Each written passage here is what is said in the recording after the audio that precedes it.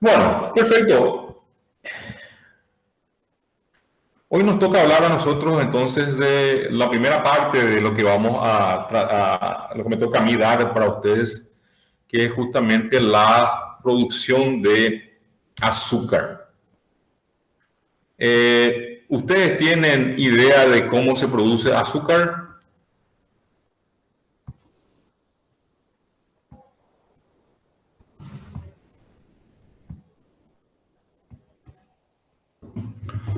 Y Dale, señores, dale, ingenieros.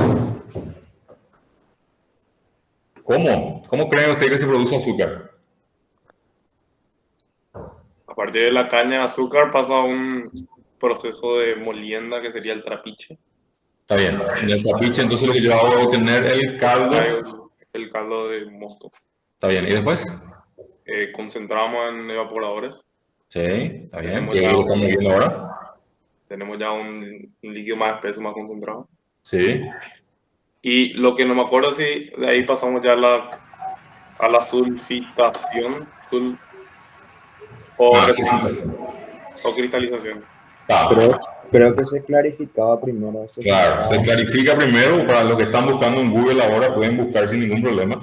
Se clarifica primero porque ese caldo yo necesito que tenga la menor cantidad posible de impurezas para que pueda ser justamente evaporado, ¿verdad? Entonces, antes de hacer el proceso de evaporación, se hace el proceso de clarificación del mosto, que vamos a ver más adelante, lógico, y con eso yo elimino impurezas y color. Entonces facilita también mi proceso de evaporación y sobre todo mi proceso de cristalización. Porque ustedes saben cuando estudiaban operaciones que cuando yo hago una cristalización en presencia de impurezas, yo no tengo un crecimiento adecuado de los cristales y tampoco en la forma cristalina que me interesa que él forme, ¿verdad? Entonces por eso debo eliminar las impurezas de ese caldo para que yo pueda hacer esas operaciones. Muy bien. Entonces, después de la evaporación, hago la cristalización y finalmente lo que hago es un secado y envasado. Después, si yo quiero hacer azúcar invertido, si quiero hacer azúcar líquido, quiero hacer un azúcar amorfo, pero mucho más blanca, yo puedo hacer una serie de operaciones. Redisuelvo normalmente el azúcar y eso vuelvo a cristalizar para obtener un tipo de cristal diferente, por ejemplo. O sea, no un tipo de cristal diferente, pero que sea un poco más uniforme el cristal que se forma. ¿Está bien? Muy bien. Pregunto para ustedes, ¿qué es el azúcar orgánico?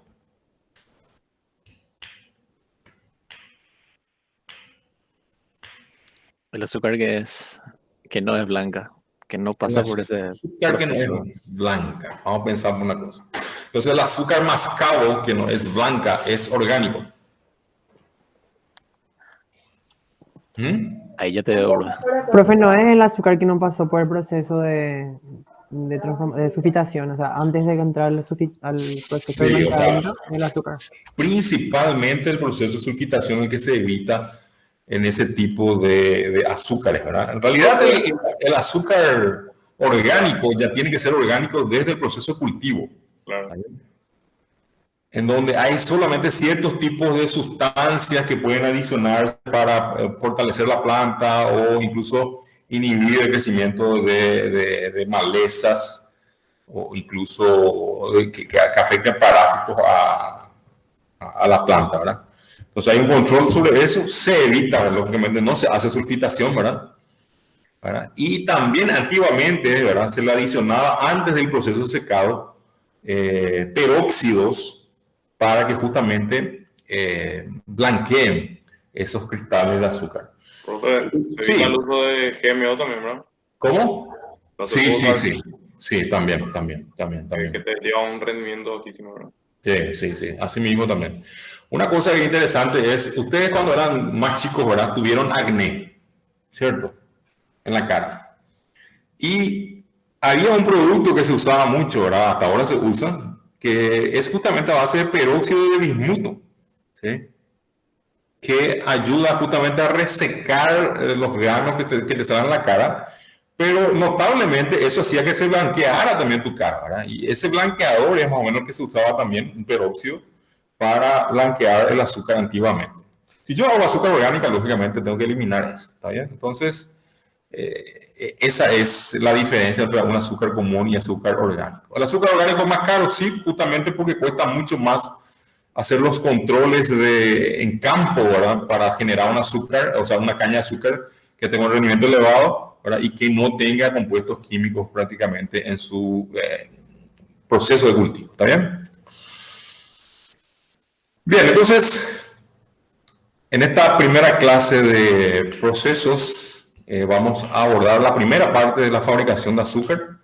Y en esta fabricación de azúcar básicamente vamos a hablar sobre todo lo que tenga que ver con el procesamiento de la caña hasta el sulfitado. Después, en la próxima clase probablemente vamos a abordar todo lo que sea el proceso de separación de impurezas, clarificación final, ¿sí? Preevaporación, evaporación, cocción y posteriormente cristalización y secado de este producto. Bien, en Paraguay existen varias industrias de azúcar. Principalmente tenemos 3 plantas en la zona de Caguazú. Tenemos también en Arroyos Esteros 2 plantas. Aquí en Central, en Guarambaré, tenemos 2 plantas industriales, ¿sí? Y también existen otras hacia el norte, en la parte donde está zona de Amambay. Tenemos también algunas plantas de fabricación de azúcar. Más al sur tenemos una planta de fabricación de azúcar orgánica, que es, no recuerdo bien si es Organic Sugar Misiones, alguna cosa así. Entonces ya existen lógicamente industrias que están exportando estos productos orgánicos fuera del país, como por ejemplo esta industria que mencioné, así como aquella también de Guarambaré, la Felsina, también que habrán escuchado también. Dependiendo de cómo nos va con la cuestión de la pandemia, vamos a tratar de hacer esa visita a la fábrica de azúcar, por lo menos aquí en Guarambaré, ¿verdad? En grupos reducidos para que podamos interiorizarnos un poco más de lo que es el proceso de fabricación de azúcar.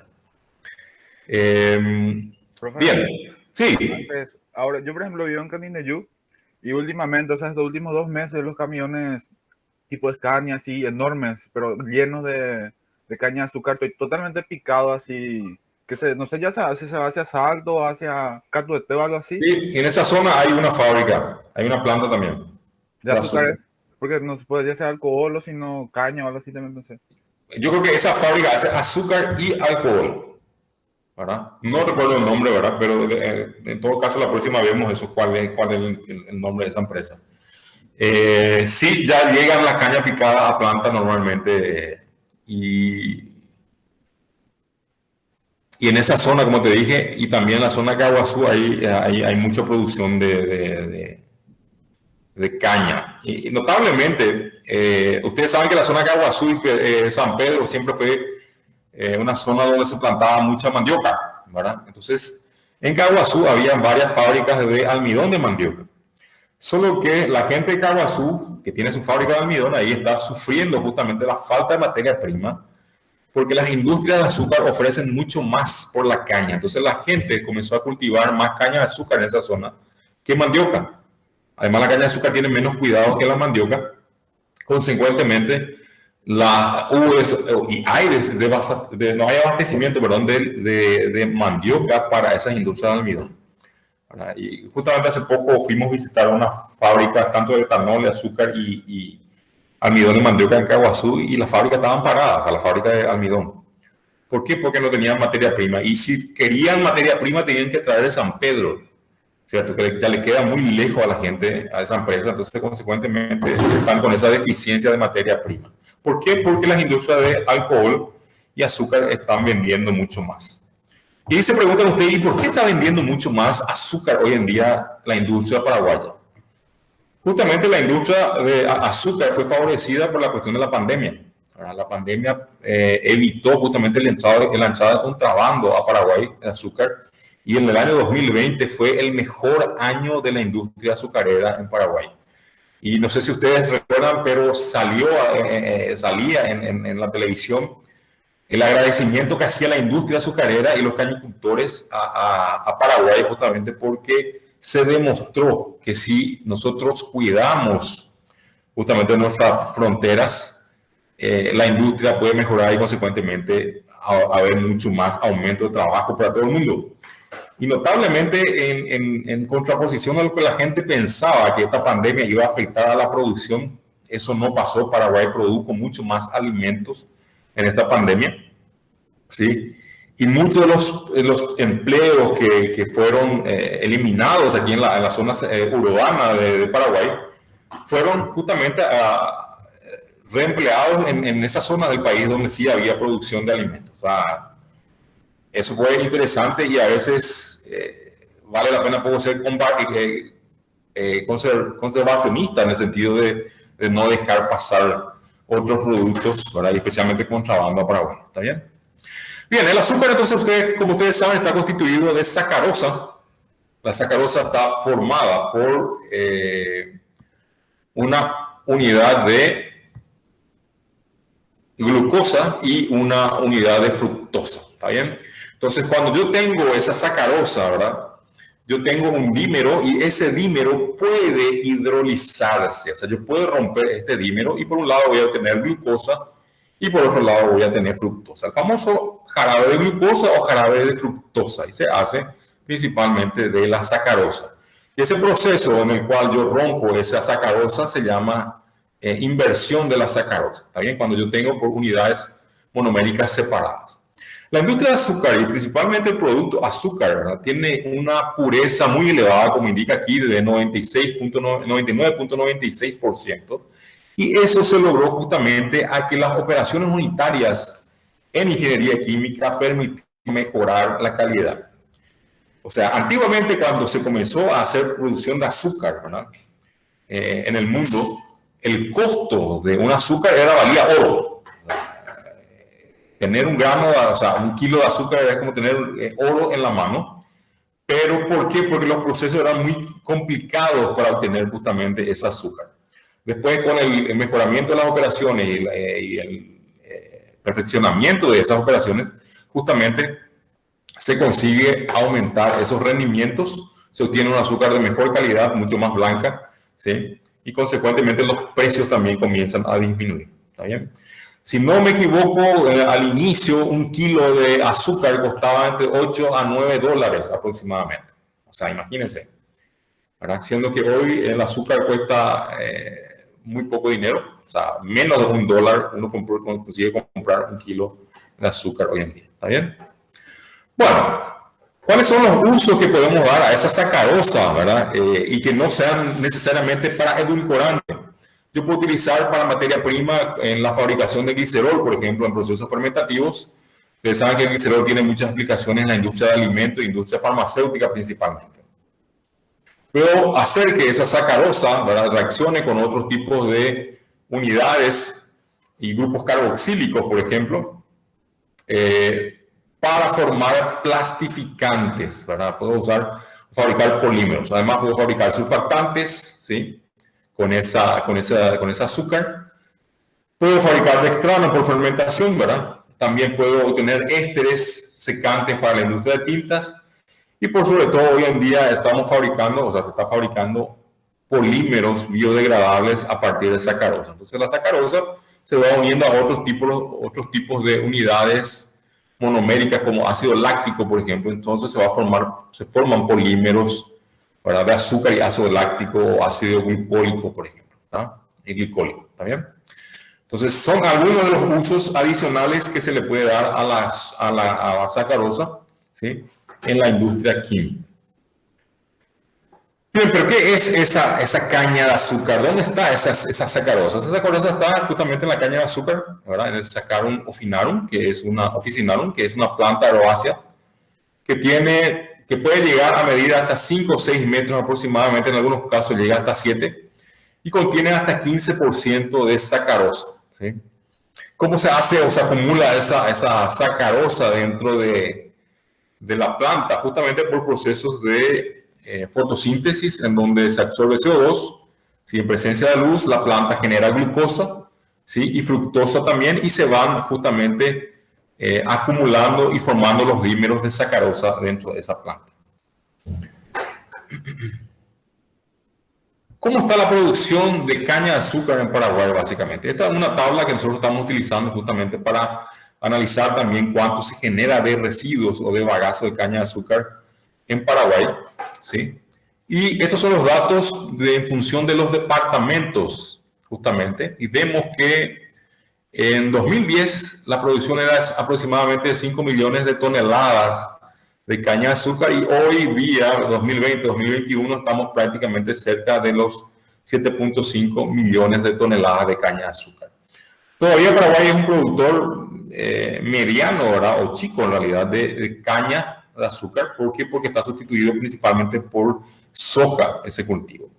¿Dónde se planta principalmente caña de azúcar? Vemos que la principal zona de producción de caña es de Guairá, ¿sí? Tenemos también en Paraguarí y en Canendillú también, como estamos viendo, como dijo el compañero, hay también una producción de caña y esa caña lógicamente es destinada a industria de azúcar o industria de etanol. ¿Está bien? En el Chaco, vean que solamente tenemos caña en Presidente Hayes y en los otros departamentos hoy en día prácticamente no hay cultivos de caña de azúcar, ¿verdad? En el Chaco tenemos más sorgo, ¿verdad? Que también puede ser utilizado para fabricar etanol, ¿verdad? Pero difícilmente crece en ese tipo de suelo la caña de azúcar. Otro departamento interesante vendría a ser el departamento de Cordillera, que tenemos una cantidad interesante. Caguazú, como les dije, este volumen en Caguazú está aumentando mucho más. Vamos a ver acá, comparemos 2010 con 2020. Y tenemos que en 2020 esa cantidad en Caguazú subió a 1.200.000 toneladas. O sea, la gente está plantando mucho más, como les dije, en esa región. Bien, aquí es un poco más fácil mirar, observar dónde se encuentran las principales industrias procesadoras de caña de azúcar, ¿verdad? Aquí en Canendillú, como mencioné, tengo también en Amambay, ¿sí? Aquí en la divisa entre Canendillú y Alto Paraná también tenemos una planta. En Caguazú tenemos 3, en Guairá tenemos 3, después tenemos en Cordillera 3, ¿sí? En Central tenemos 2 y también en Paraguarí hay una planta que utiliza caña de azúcar para la obtención de etanol principalmente. Entonces, esta es la distribución. Donde está más oscuro yo tengo mucho más caña de azúcar, ¿sí? En realidad ese mapa nos muestra la cantidad de residuos que se generan en campo del proceso de la extracción o la colecta de esa caña de azúcar, ¿sí? Pero lógicamente donde hay más residuos también hay más caña de azúcar en producción, ¿sí?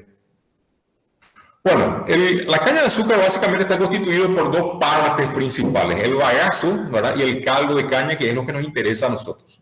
El caldo contiene sacarosa, glucosa, fructosa, sales y otros compuestos nitrogenados. O sea, lo ideal es, lógicamente, que yo tenga mayor cantidad de sacarosa, ¿sí?, que glucosa y fructosa, porque la presencia alta de glucosa, fructosa, que son azúcares reductores, indicaría justamente que la sacarosa está pasando por proceso de degradación, que no es el interés del industrial. En cuanto al bagazo de caña de azúcar, en eso yo tengo celulosa, hemicelulosa y lignina. Ese material, la fibra, es utilizada en industria justamente para producir vapor que generará energía eléctrica en los generadores, en las turbinas, y después de la turbina yo tengo una salida justamente que va para la generación de vapor dentro de la planta industrial. Creo que el profesor Mario habló con ustedes sobre la generación de calor a través de turbinas y calderas ayer.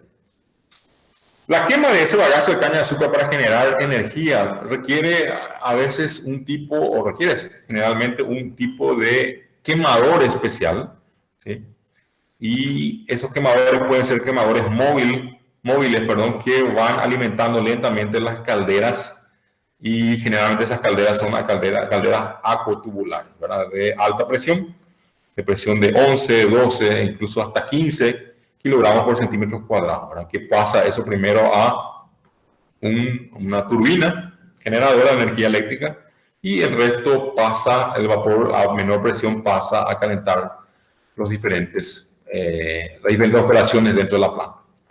Rápidamente hablemos un poco de los conceptos, ¿verdad? Ustedes saben lo que es un Brix. Un Brix justamente nos muestra la cantidad de sustancias solubles dentro de un caldo, ¿verdad? Y en este caso, el Brix mide justamente la cantidad de sacarosa que se encuentra en el líquido. Solo que ese Brix que me mide, yo tengo que hacer la determinación del Brix después de filtrar ese caldo. Si yo filtro el caldo sin separar los coloides, ahí lógicamente voy a tener un Brix un poco mayor, ¿cierto? Pero lógicamente también el caldo tiene una cantidad de sustancias solubles, materia nitrogenada, sales, que están presentes y que hacen que se aumente justamente ese valor de Brix. Entonces, el Brix es muy importante, un patrón o parámetro muy importante que debo controlar a la hora de hacer el muestreo de la caña de azúcar en planta industrial. O sea, es un parámetro que yo hago o analizo antes incluso que la caña ingrese a planta industrial. Otro parámetro importante que yo debo determinar es el pol, ¿verdad? Que el pol nada más es que me da la polarización, como dice pol, polarización de la solución que yo tengo y me dice aproximadamente cuánto es la pureza, ¿verdad? O la cantidad en realidad de sacarosa que yo tengo, en función de una tabla justamente que yo utilizo en planta. Esa tabla varía, ¿verdad? O sea, dependiendo del pol, yo puedo aceptar un pol de 14 o un pol mayor de 14, por ejemplo, en mi planta, dependiendo de la calidad que yo estoy requiriendo en planta industrial. Bien, y otra unidad de medida que usan también, que es el peso normal, dice que es el peso de la sacarosa, que es al disolverse en agua hasta un volumen de 100 mililitros a 20 grados Celsius en un polarímetro azucarero, me da justamente una lectura de grados de cantidad de sacarosa presente. O sea, no es muy utilizado el peso normal. Generalmente utilizo grados Brix o pol, como también parámetro de determinación de contenido de azúcar o de sacarosa en la planta. También vamos a mostrar algunos conceptos más adelante que vamos a hablar con más detalle de lo que es imbibición, ¿verdad? La imbibición se usa justamente para facilitar el proceso de extracción de sacarosa de la caña de azúcar. Vamos a ver más adelante con más claridad. La pureza justamente es la relación entre el pol, ¿verdad? Y el grado Brix, ¿verdad? Que tiene la solución. Entonces con eso yo puedo estimar esa pureza de mi caldo. Después existen otros conceptos como jugo mixto, que mezcla caldo puro de caña con agua, ¿sí? En los procesos de extracción. También vamos a ver más adelante, ya en la segunda parte de este tema, sobre lo que es semilla, ¿verdad? Que es lo que yo inoculo o que siembro en realidad en un tacho de cocción, ¿verdad? De ya del caldo concentrado, para justamente promover la producción de azúcar o cristales, ¿verdad? Y la templa, que también es un término que se utiliza mucho en la cristalización, en el proceso de cristalización, es justamente la carga de esa masa cocida, ¿sí? O sea, la masa concentrada que fue sembrada, donde ya comienzan a formarse algunos cristales y que posteriormente alimentan el cristalizador. ¿Está bien? Y por otro lado tengo lo que llamamos pie de templa, que es la carga inicial justamente para desarrollar esa masa cocida, ¿verdad? Estos términos vamos a trabajar más adelante también en nuestro proceso. También tenemos el término, sí. ¿Y cuál es el mosto? ¿El jugo mixto o es otra cosa otra vez? No, el jugo mixto, que es la mezcla de jugo extraído y agua de imbibición. O sea, vamos a ver más adelante que cuando yo extraigo el jugo directamente de la caña sin mezclar con agua, es jugo de caldo de caña. Cuando yo mezclo con agua ese jugo, ahí tengo lo que le llamo un jugo mixto. ¿Está bien? Y vamos a ver cómo se da eso en el proceso de extracción principalmente. La meladura o melado es el jugo concentrado proveniente de los evaporadores. O sea, la meladura es la que va a alimentar los tachos de cocción, ¿verdad? Donde yo voy a sembrar, ¿verdad? Y esa siembra me va a dar la templa, ¿sí? Que va a ir a parar al cristalizador para que se complete la formación de los cristales. No se preocupen mucho por ese término que vamos a trabajar posteriormente. Y la masa cocida es la meladura, ¿verdad? Concentrada, ya que contiene azúcar en cristales dentro del cristalizador.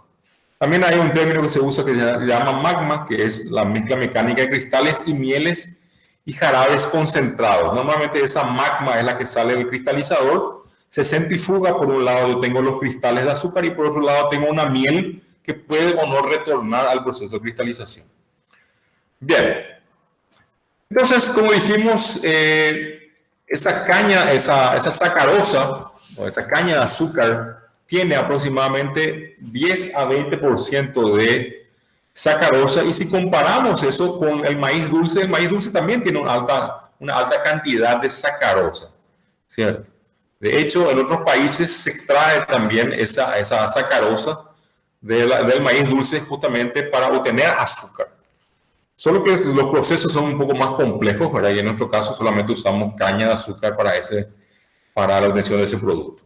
Puedo utilizar jugo de palma también, ¿verdad? Que tiene hasta 6% de sacarosa, cebolla, ¿sí? Y remolacha. O sea, más de uno de ustedes cuando hace su asado, pone cebolla en un papel de aluminio, ¿cierto? Entonces dejan que el proceso se dé y cuando sale ese sabor amargo de la cebolla, se queda un sabor dulzón justamente porque están los azúcares presentes. Entonces la extracción de azúcar se genera, entonces queda mucho más dulce esa cebolla. ¿Está bien? ¿Por qué? Porque ya tiene hasta 11% de sacarosa.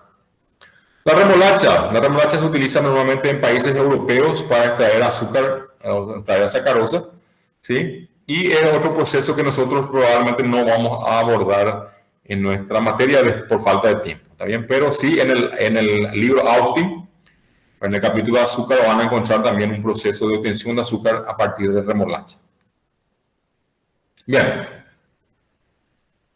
Por aquí apenas muestran de los cultivos, ¿verdad? Que ya mencionamos anteriormente, ¿sí? Y que un dato interesante es que el 60% de la producción azucarera mundial proviene principalmente de la caña de azúcar. O sea, poco se usa remolacha. El segundo producto en realidad utilizado o la materia prima es la remolacha, ¿verdad? Y en conjunto detenta más del 80% de la producción mundial de azúcar.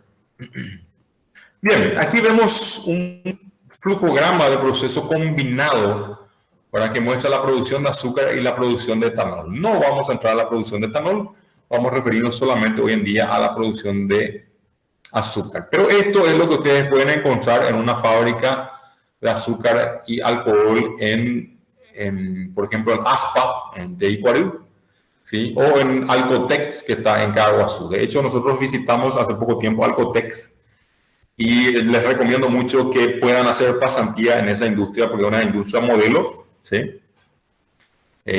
Muchos de sus procesos están automatizados y tienen control automático, entonces sería interesante que puedan hacer una pasantía en esa industria también.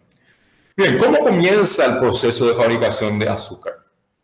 Rápidamente, el proceso de fabricación de azúcar comienza con la recepción de la materia prima. Esa materia prima pasa por un circuito que no apareció aquí el gráfico, pero este circuito de lavado con agua, se hace un lavado de esa caña de azúcar para eliminar la mayor cantidad de impurezas, arenas principalmente. Y después esa caña de azúcar es alimentada pasando por una serie de cuchillas y de fibradores que abren esa caña y aquí lo que están viendo es un imán. ¿Está bien?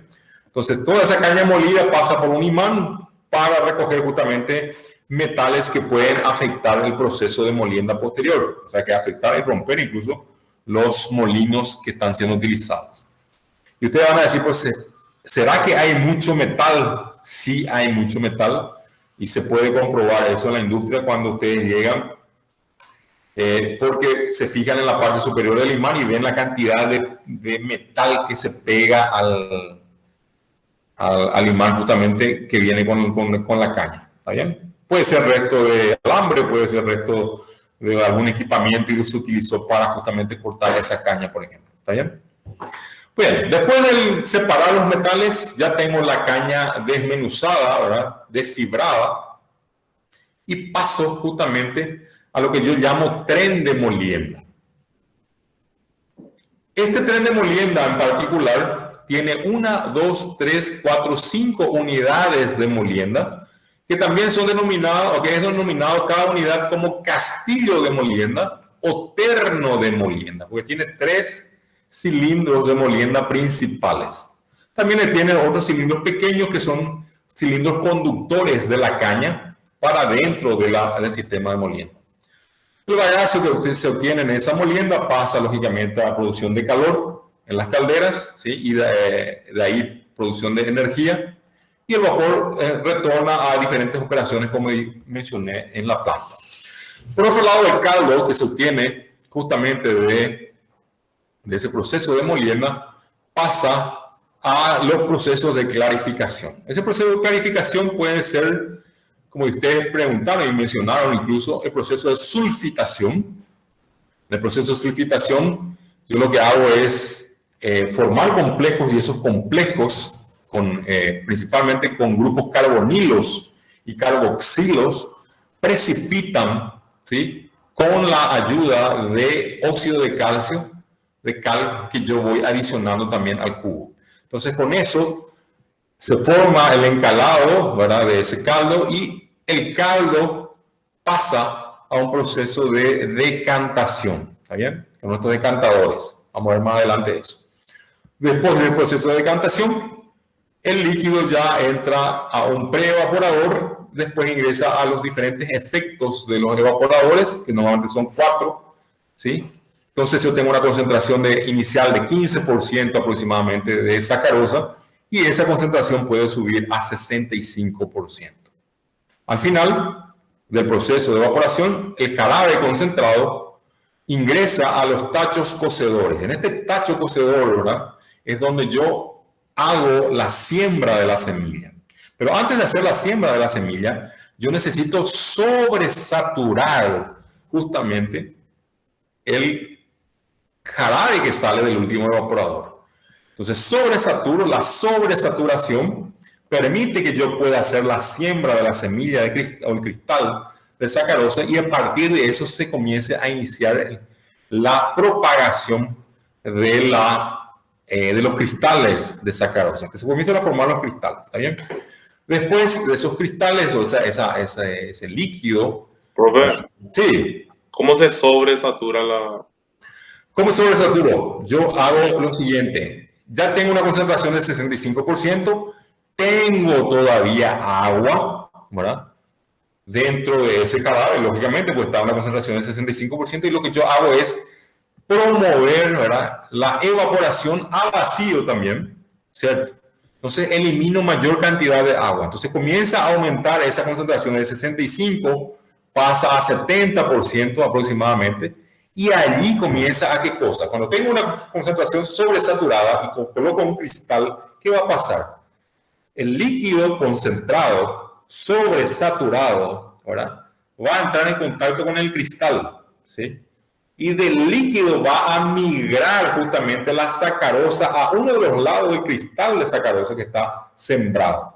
Entonces, a partir de ello se va a ir formando más cristales de sacarosa. Si yo no sobresaturo, o sea, no aumento la temperatura, no caliento eso y no doy vacío a eso, no voy a conseguir evaporar ese resto de agua para promover justamente la cristalización. ¿Está bien? Esta es una etapa importante, y cuando vayamos a industria, incluso normalmente te muestran así en una lámina, ¿verdad?, los cristales que se están formando en este tacho de cocción. Una vez que tengo una cantidad de cristales suficiente, o sea, puedo sentir que hay gran cantidad de cristales, allí yo paso ese líquido sobresaturado con cristales a los cristalizadores, donde puedo pasar agua para enfriar, para promover mayor cristalización, más rápida cristalización. Normalmente la agitación es lenta para promover la mezcla y que esa solución sobresaturada migre a la superficie de cristal, y consecuentemente al final de esa cristalización paso a la centrífuga. En la centrífuga, lógicamente, separo los cristales por un lado y por otro lado separo una miel. Esa miel puede tener todavía una cantidad de azúcar o sacarosa. Entonces lo que yo hago es recircular eso a los tachos de cristalización, ¿verdad? En algunos casos, algunos reenvían al tacho de cocción y otros directamente a los cristalizadores para continuar el proceso y agotar al máximo posible. Ustedes saben que al final de sucesivas cristalizaciones, yo tengo justamente una melaza. Esa melaza tiene todavía sacarosa, pero económicamente y prácticamente es difícil separar de la melaza esa sacarosa. Entonces, esa melaza es destinada generalmente a la fabricación de etanol. ¿Está bien? Bueno, ese azúcar posteriormente pasa a un secador cilíndrico, ¿verdad?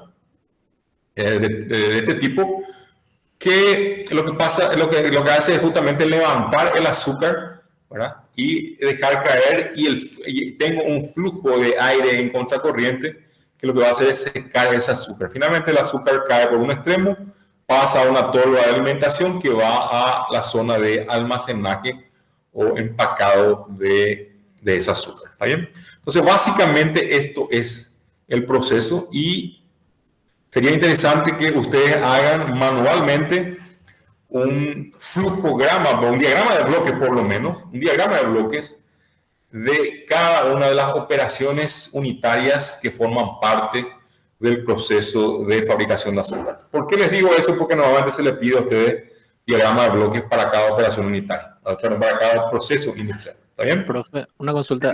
El tamaño de los cristales nunca llega a ser relativamente considerable. Veo que cuando dice formación de cristales, ¿hasta qué tamaño eso llegaría? Para luego pasar a la siguiente etapa. En realidad, yo lo que mido es cuál es la viscosidad y la consistencia que tiene mi solución sobresaturada. ¿Cuánto de cristales tiene que tener? Puede tener 10, 15, 20% en cristales tu solución para que vos puedas pasar a tu cristalizador. ¿Está bien? Entonces, eso también depende de cómo y qué tipo de cristalizador tenemos. Eso vamos a ver, esa operación vamos a ver en las próximas clases con mucho más detalles para mostrarles cuáles son los tipos de cristalizadores y cuáles son las consistencias que pueden trabajar esos cristalizadores. ¿Está bien? Bueno, vamos a avanzar. Aquí apenas muestro un resumen un poco más simple y fácil incluso de entender cómo se da ese proceso. Entonces tenemos la caña, la resección, pasa a una mesa alimentadora donde se da el lavado de esa caña, pasa por las cuchillas que van a desfibrar, después tenemos el tren de molienda en los trapiches.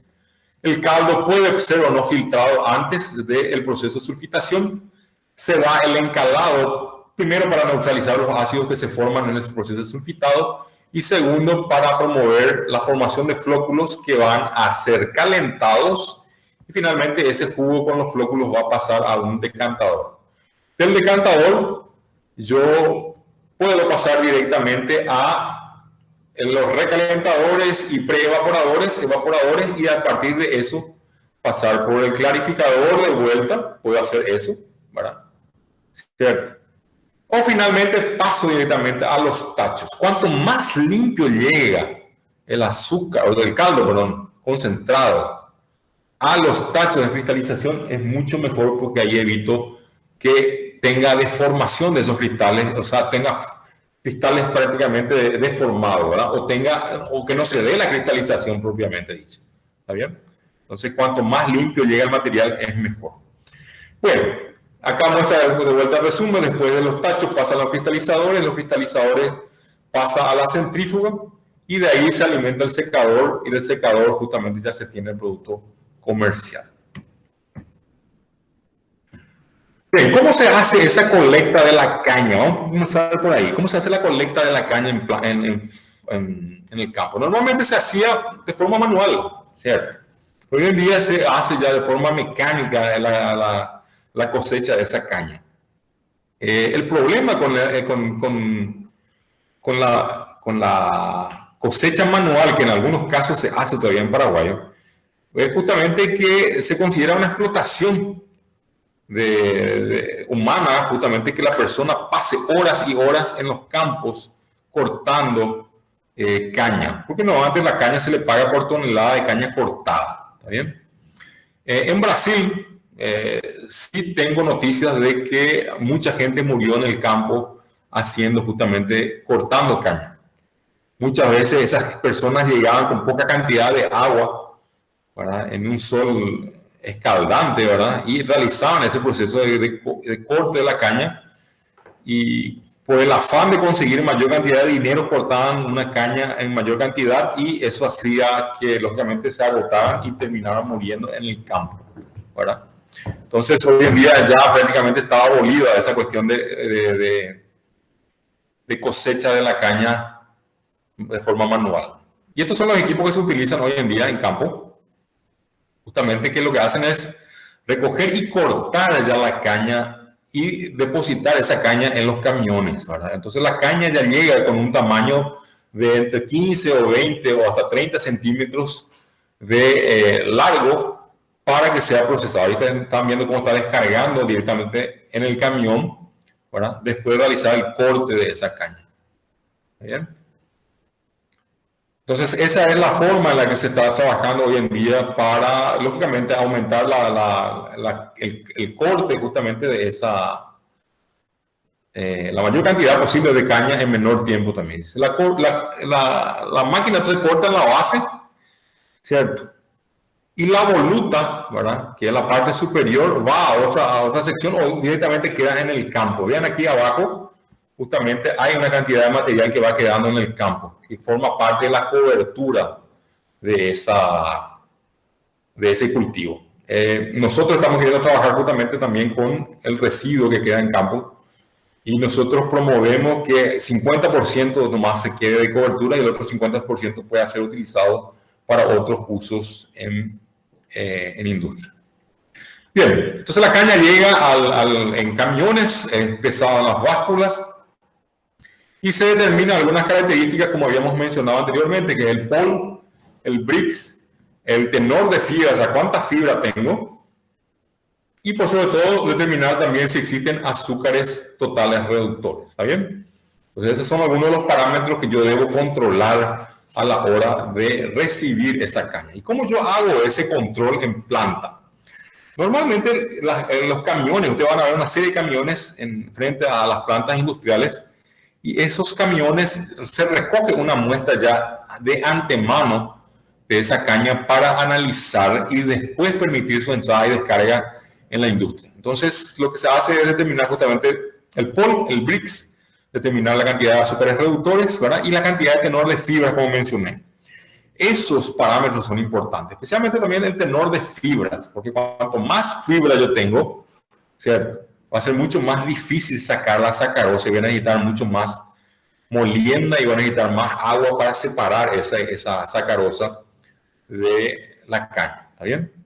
Entonces, normalmente resecciona a la persona, hace una molienda con un molino de martillos y después pasa a esta mezcladora, hace el mezclado, la homogenización de la materia prima, y de allí llevan a un pequeño molino que simula un trapiche dentro del laboratorio para extraer el caldo, ¿verdad? Y posteriormente hacer los análisis. Aquí están determinando justamente la cantidad de masa que está entrando para el proceso de análisis antes de la extracción de azúcar. Bien, como les dije, interesa que el POL sea mayor a 14%, o sea que era eso, la sacarosa, ¿verdad? Que fue medida por polarimetría, y la pureza sea mayor que 85%. ¿Está bien? El azúcar total, azúcar reductor que está aquí, que están viendo aquí, que es glucosa y fructosa, tiene que ser menor al 0,8% de preferencia. ¿Está bien? Y la fibra no debe superar el 13%. Eso aquí es muy importante para que justamente los rendimientos en la industria sean aquellos que estamos precisando justamente para que se dé la producción de azúcar. Bien, por otro lado, una cosa muy importante que ustedes tienen que considerar es el tiempo que yo tengo de cortar la caña de azúcar hasta que yo procese esa caña de azúcar.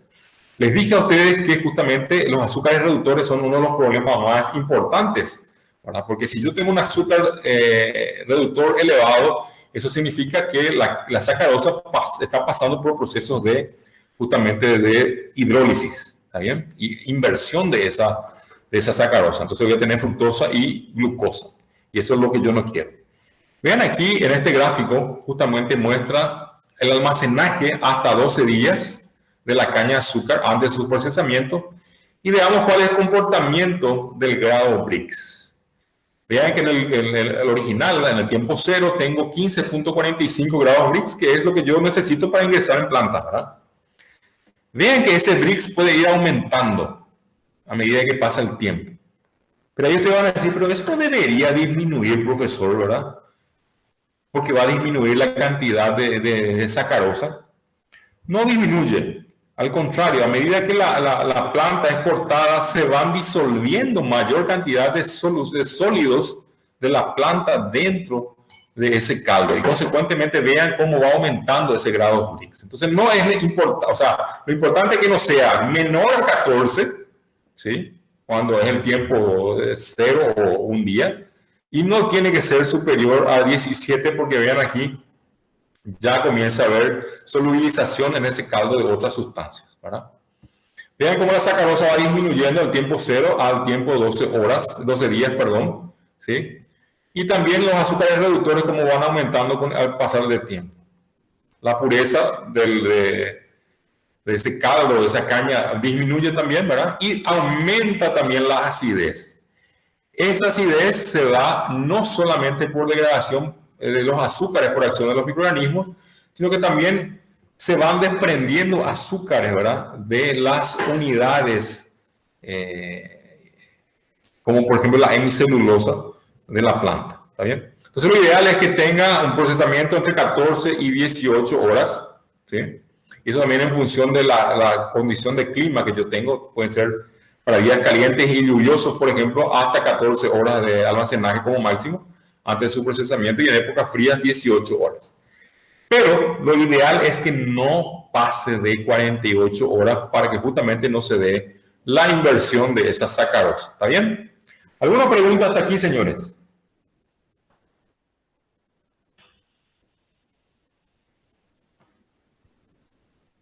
¿Alguna pregunta?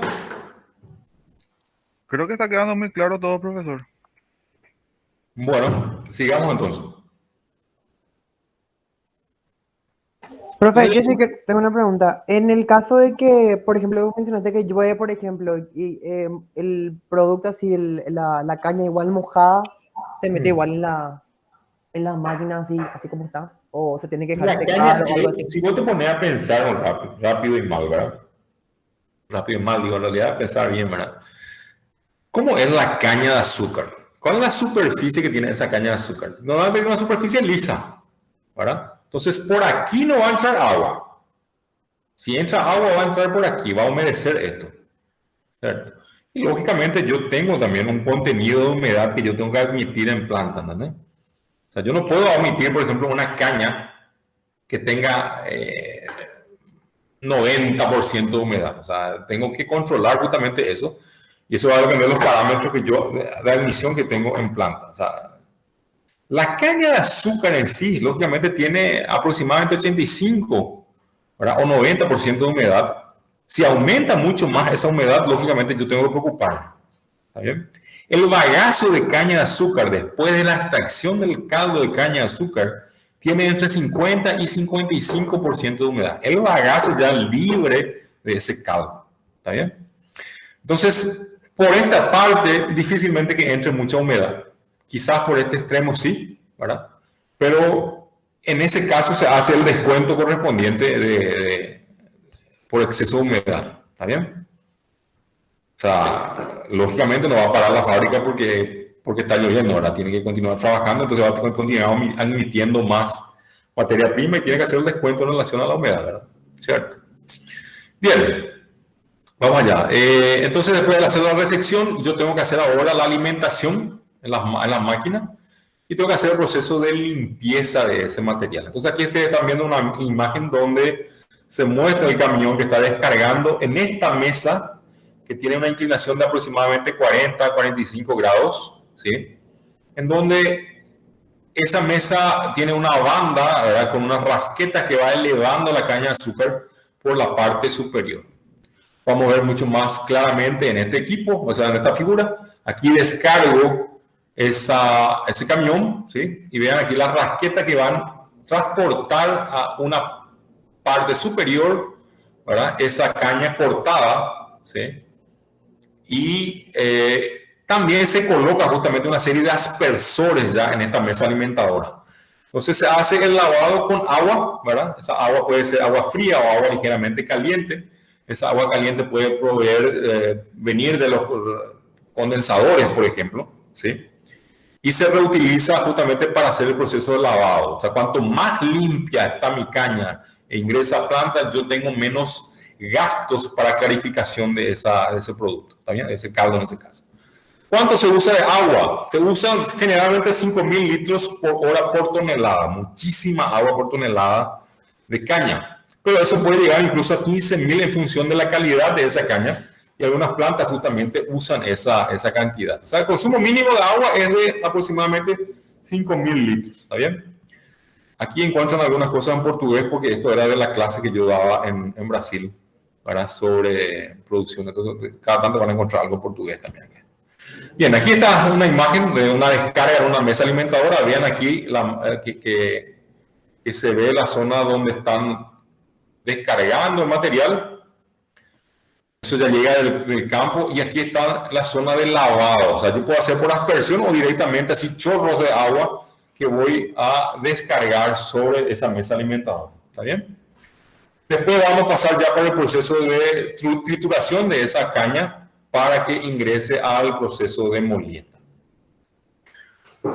Bien, aquí apenas habla sobre que en la fábrica los camiones vacían la carga en una mesa receptora. Esta deposita una cinta transportadora con rasquetas que es sometida a 2 lavados por lo menos. Un lavado de aspersión y un lavado donde hago el chorro, ¿verdad?, de agua. O sea, cuanto mayor es la limpieza, mi jugo o mi caldo va a ser lógicamente mucho más fácil. De ahí pasa al proceso justamente de cortado, picado y desfibrado. El cortado, ¿verdad?, y desfibrado se hace en equipamientos como estos que están aquí, que son similares a picadores de cuchilla o de martillo, ¿verdad? Y esas cuchillas o martillos tienen configuraciones diferentes en función del tipo de caña o cómo llega esa caña en planta. O sea, yo puedo tener unas cuchillas más afiladas en la punta, ¿verdad?, para que ya me haga, además de corte, me haga también un desfibrado ya de esa fibra, ¿verdad? Y finalmente, después de hacer el proceso de cortar eso, se pasa a un esquema de separador de esas fibras cortadas para que cuando ingrese a la zona de molienda, esa molienda sea mucho más efectiva y no se acumule mucho en una única zona dentro de ese molino. ¿Está bien? Entonces debo hacer el cortado, picado y desfibrado de esa caña para facilitar el proceso de extracción, ¿verdad? ¿Cuál es la ventaja justamente de hacer esta etapa de desfibrado, picado? Si yo quiero ingresar la caña de azúcar directamente a los molinos, voy a tener rendimientos mucho menores, voy a tener una sobrecarga de materia en esos molinos y probablemente la extracción no sea la más eficiente de la molienda. Entonces, por eso necesito aumentar la superficie de contacto mediante estos cortadores, picadores y desfibradores. Entonces, esto tiene la ventaja de aumentar los rendimientos de la usina, ¿sí?, de azúcar. Me permite hacer una alimentación más homogénea o regular en los molinos. Lógicamente reduzco el consumo de energía, porque imagínense si llegaba una caña sin aumentar su superficie de contacto, ya necesitaban mucho más presión, ¿verdad?, y mucho más energía en esos molinos. Se homogenizan también esas fibras, ¿sí?, y hay lógicamente un menor desgaste y ruptura de cilindros de molienda. ¿Está bien? Entonces, estas son algunas de las ventajas que yo tengo de usar justamente estos picadores, ¿verdad? Aquí ustedes ven una imagen lateral, ¿verdad?, o de perfil de la mesa alimentadora, donde se descarga el material y justamente va alimentando después las picadoras y después el tren de molienda. Vean que la inclinación aquí es mucho más baja que aquella que vimos en la imagen, ¿verdad? Eso puede variar un poco, ¿cierto? Cuanto más rasqueta tiene, ¿verdad?, yo puedo aumentar mucho más la inclinación y reducir el área justamente de donde está colocada la mesa alimentadora. Por otro lado, vean aquí la configuración de las cuchillas, ¿verdad?, cañeras. Vean que en la punta tengo unas saliencias, ¿verdad?, que justamente van a promover el corte y desfibrado de esa caña. Y por otro lado vemos aquí un tipo de cuchilla tipo martillo, ¿verdad? Vean aquí, para que no tiene tanto el filo o las protuberancias de esa protuberancia en realidad, protuberancias que aparecen en, en esta otra cuchilla. ¿Está bien?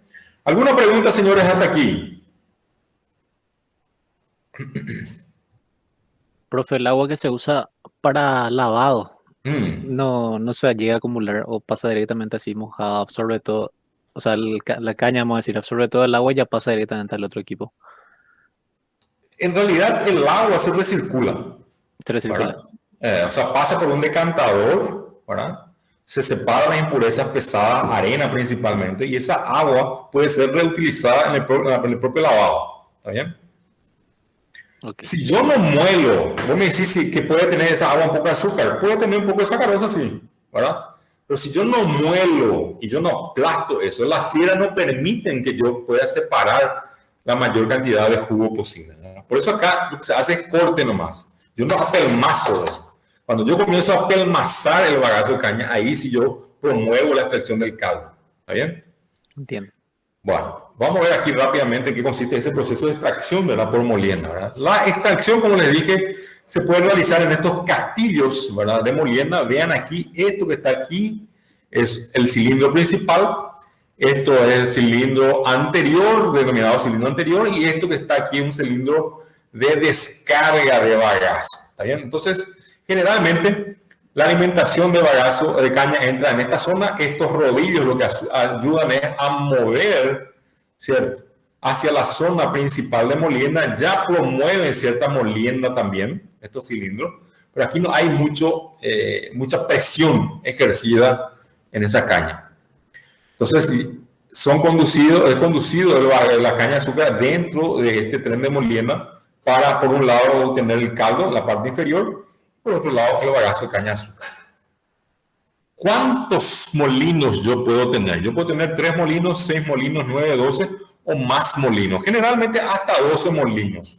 O sea, hasta 4 unidades o castillos o ternos de molienda. ¿Está bien?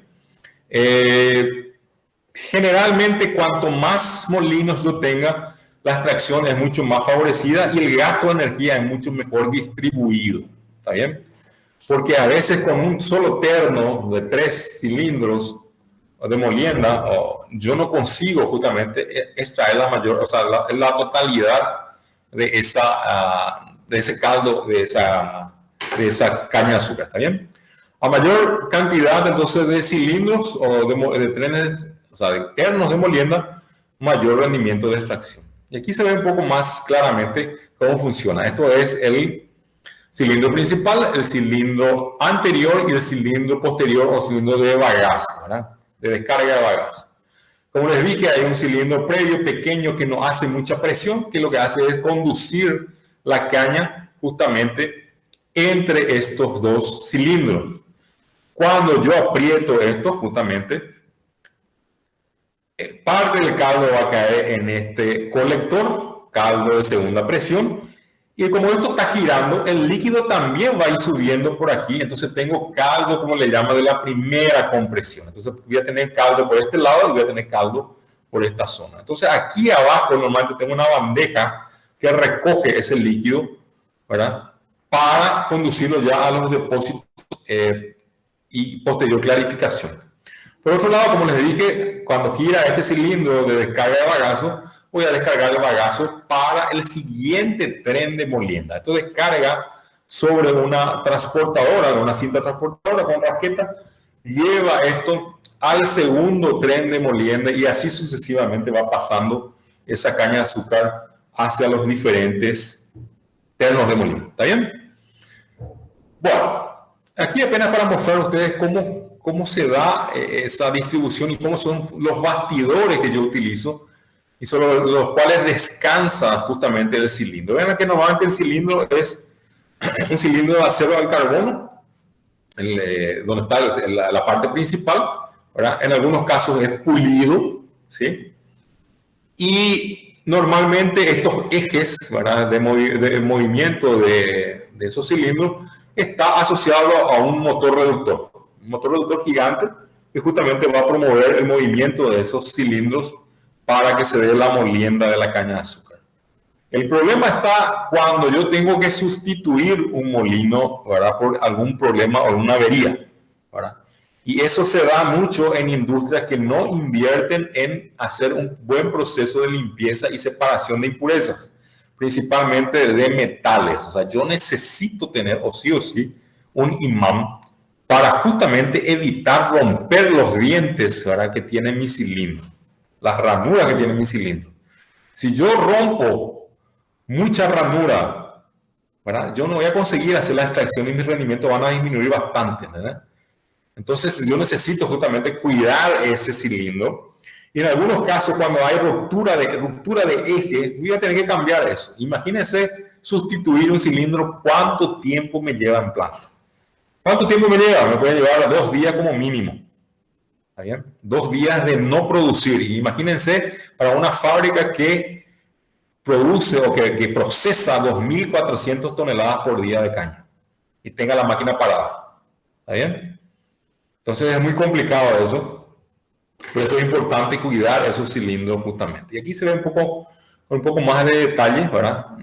Está un poco pequeña la imagen, ¿verdad? Pero esto es el cilindro, ¿verdad? Y aquí tengo unas ranuras. Esas ranuras justamente son como canales que van a permitir la salida de la caña de azúcar, ¿verdad? Aquí se puede ver con más detalles, ¿sí? Ranuras, y también tengo unos pequeños puntos o perforaciones por donde puede atravesar también el caldo y facilitar el proceso de extracción de la zona de molienda, ¿verdad? Vean aquí, las ranuras, se pueden ver los dientes, las ranuras, ¿verdad? Y estas cosas negras que están viendo acá, ¿sí?, justamente son los espacios, ¿verdad?, o esas aberturas que estamos viendo aquí, las pequeñas perforaciones, por donde va a caer el líquido también, ¿verdad?, y va a ser recogido por un extremo, ¿está bien? Existen diferentes justamente configuraciones, ¿verdad? Pero esto es un tipo de encamisado del cilindro de alto drenaje. ¿Por qué? Porque tiene las perforaciones y favorece mucho más rápido la extracción del caldo de caña. ¿Está bien? Imagínense si yo no tengo estos cilindros perforados que remueven rápidamente el caldo. ¿Qué va a pasar? El caldo se va a quedar ahí, va a continuar mojando la caña o el bagazo, ¿verdad? Entonces, mis rendimientos van a disminuir. Entonces, cuanto más rápido yo separo en cada molienda ese caldo, ¿verdad?, el bagazo se va reduciendo en concentraciones de caldo. ¿Está bien? Entonces, se moja menos el bagazo. O sea, puede extraer mayor cantidad de azúcar. ¿Alguna pregunta, señora, hasta aquí?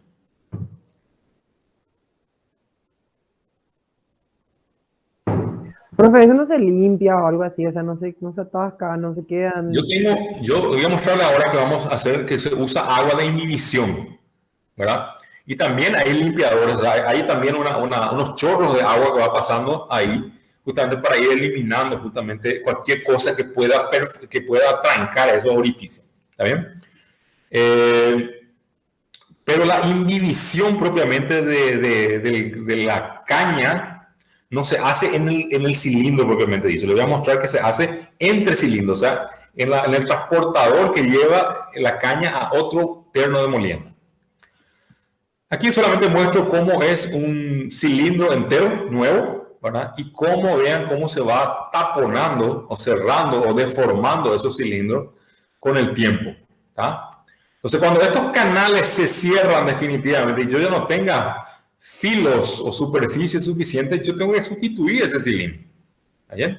Porque para la fábrica hay que cambiar esos cilindros, porque si no el rendimiento va a ser mínimo. ¿Está bien? Entonces esa es la forma en que aparecen esos cilindros, ¿verdad? Y cuando ustedes llegan a una fábrica y ven que esos cilindros están así medio gastados, ya pueden suponer, ¿verdad?, que los rendimientos no están como aquellos que querían, ¿cierto? Y tiene lógicamente una vida útil, ¿cierto? ¿Cómo yo hago para aumentar los rendimientos industriales de la industria, o sea, del proceso de molienda? Hago lo que nosotros dijimos justamente, el proceso de imbibición de la caña de azúcar. Esa imbibición de la caña se define y dice como el desplazamiento de un fluido viscoso por otro fluido. O sea, el otro fluido en este caso es agua, ¿verdad? Entonces, en la industria azucarera justamente el proceso de imbibición consiste en usar jugo o caldo que yo extraje en una primera etapa, ¿verdad?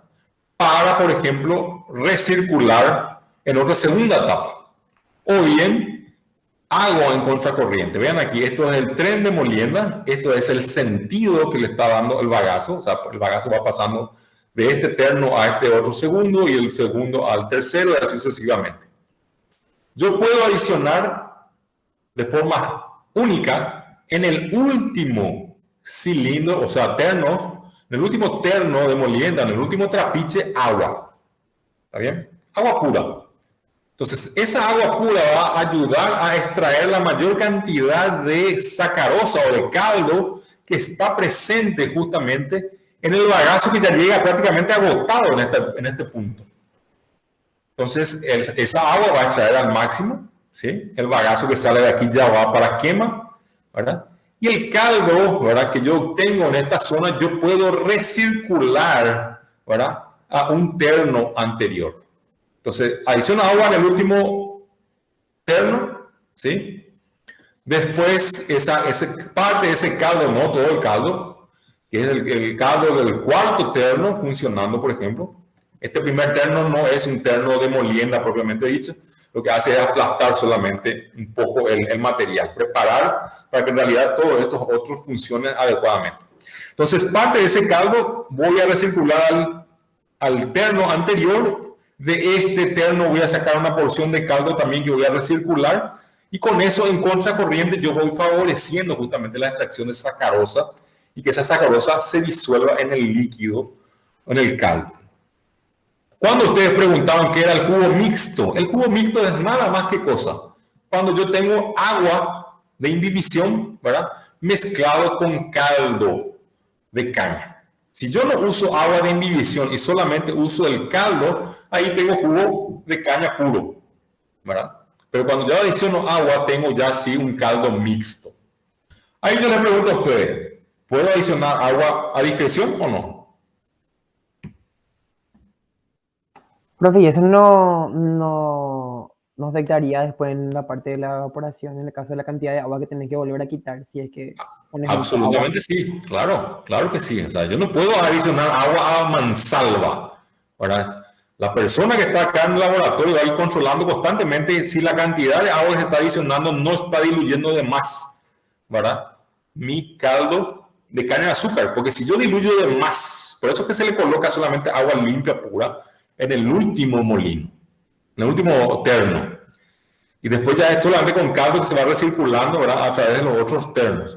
Si yo adiciono más agua aquí, yo puedo diluir mucho mi azúcar, mi sacarosa, y consecuentemente voy a tener mucho gasto adelante en proceso de evaporación.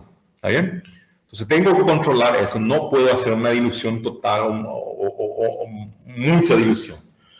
Va a depender lógicamente también de tu sistema de evaporación, ¿verdad? Yo puedo incluso diluir hasta 13%, puedo diluir hasta 12%, pero eso va a, cada porcentaje de azúcar que disminuye, de sacarosa que disminuye en el caldo, va a requerir una cantidad de vapor para evaporar esa agua también. ¿Está bien? Entonces, cuando yo hablo de imbibición simple, es cuando yo solamente hago una recirculación en un único terno, ¿verdad? O sea, adiciono agua, por ejemplo, solamente en este terno de molienda. Normalmente no se trabaja con imbibición simple, se trabaja con imbibición compuesta. ¿Eso qué significa? Imbibición compuesta es cuando uso caldo que va recirculando de un terno de molienda para otro. ¿Está bien? Ustedes van a preguntar, ¿y dónde uso, profesor, imbibición simple? ¿Dónde ustedes creen que yo puedo usar imbibición simple?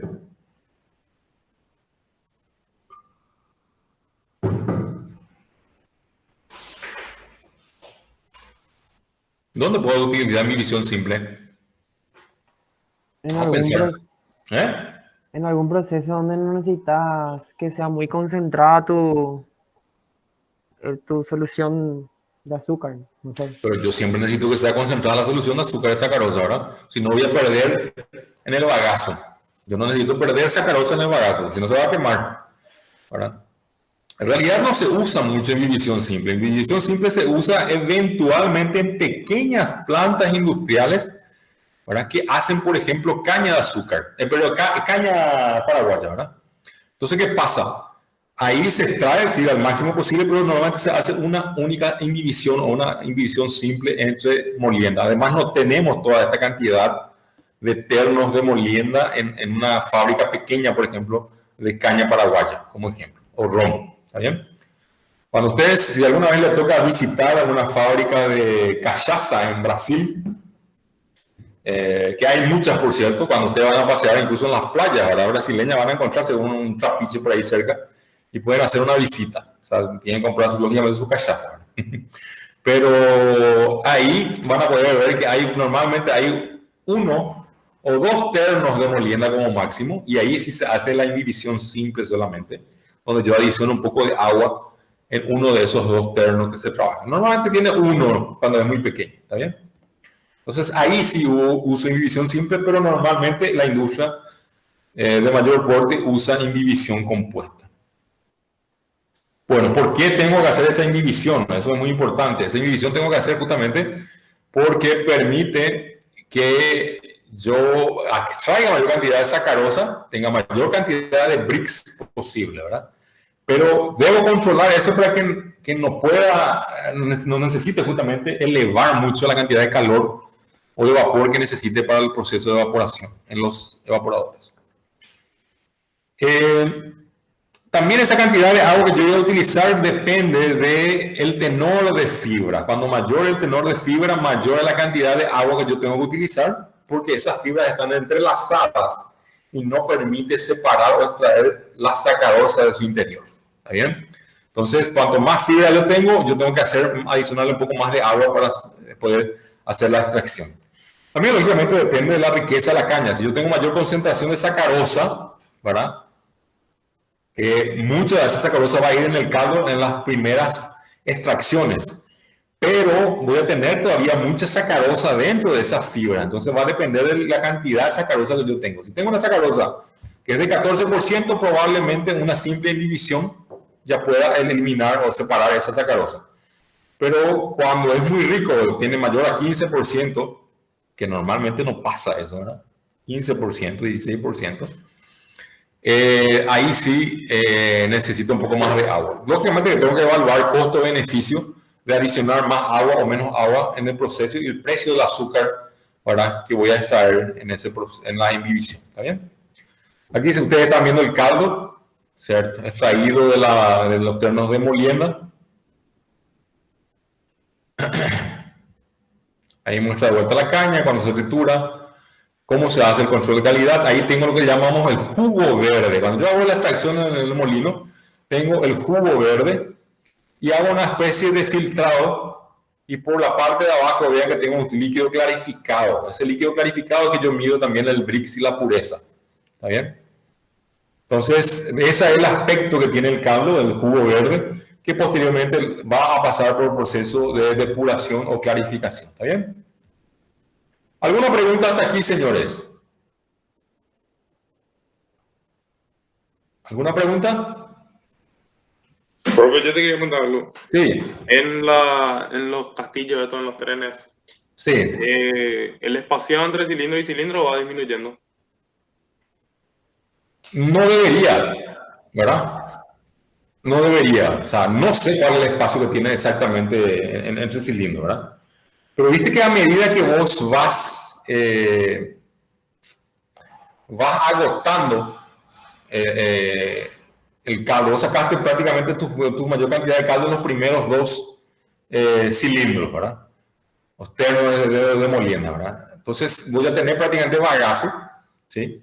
Poder reducir el espacio entre cilindros para aplastar más, ¿verdad? Y mojar bien esa caña, que prácticamente es bagazo, ¿verdad? El asunto es que yo no puedo reducir de más el espacio que existe entre los cilindros, porque eso puede hacer que el bagazo, ¿verdad?, tapone esa entrada, ¿verdad?, se acumule mucho bagazo en ese espacio. ¿Está bien? Si se acumula mucho bagazo, va a reducir la velocidad de flujo que yo voy a tener que alimentar mi tren de molienda. ¿Está bien? O sea, ¿cuál es el espacio exactamente? No sé, pero podemos averiguar eso para la próxima semana. Dale, perfecto. Bueno. Bueno, ahora ya tenemos entonces el caldo que pasó del caldo, del proceso de molienda. Se tiene el caldo y ese caldo tiene que pasar o por filtración o directamente al proceso sulfitado. ¿Cómo funciona el proceso sulfitado? ¿Usted tiene una idea de cómo funciona el sulfitado?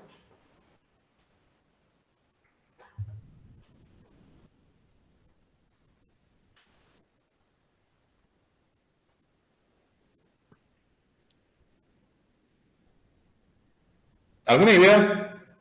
No miren en Google ni nada. Digan ustedes, o sea, piensen, ¿qué sería ese sulfitado? Como dice su nombre, dice sulfito, ¿verdad?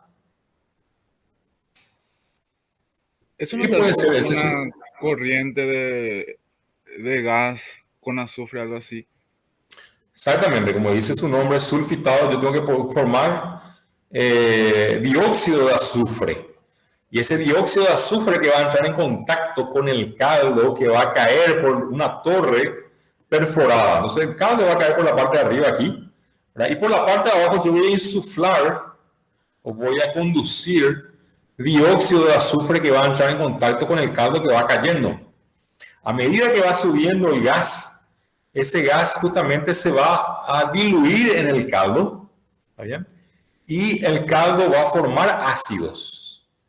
Después se va a formar el bisulfito, ¿verdad? Y ese bisulfito que va a reaccionar con las sustancias que dan color al caldo. Entonces, esas sustancias van a comenzar a formar flóculos, ¿sí? Que después con el encalado y el calentamiento voy a promover su decantación en los decantadores, ¿está bien? Bueno, vamos a ver cómo funciona básicamente eso. Entonces, normalmente yo tengo azufre puro, ¿sí? Que quemo en presencia de oxígeno. La quema, ¿verdad? De ese azufre en presencia de oxígeno me va a dar dióxido de azufre. Ese dióxido de azufre que va a mezclarse con el agua que tiene el caldo va a formar ácido, ¿sí? Puede formar ácido sulfuroso y también puede formar ácido sulfúrico. El ácido sulfuroso, ¿tá? ¿Qué va a pasar con ese ácido sulfuroso? El ácido sulfuroso tiende a disociarse en solución para formar justamente el bisulfito, que es esto que estamos viendo acá. El bisulfito es el responsable de reaccionar justamente con los grupos carboxilos que están presentes en las sustancias que contaminan o que dan color a nuestro caldo. Entonces, el bisulfito va a reaccionar con esos grupos carboxílicos, va a formar un complejo azufre, ¿verdad? Con esas sustancias orgánicas y eso va a promover la formación de flóculos y precipitación de las impurezas.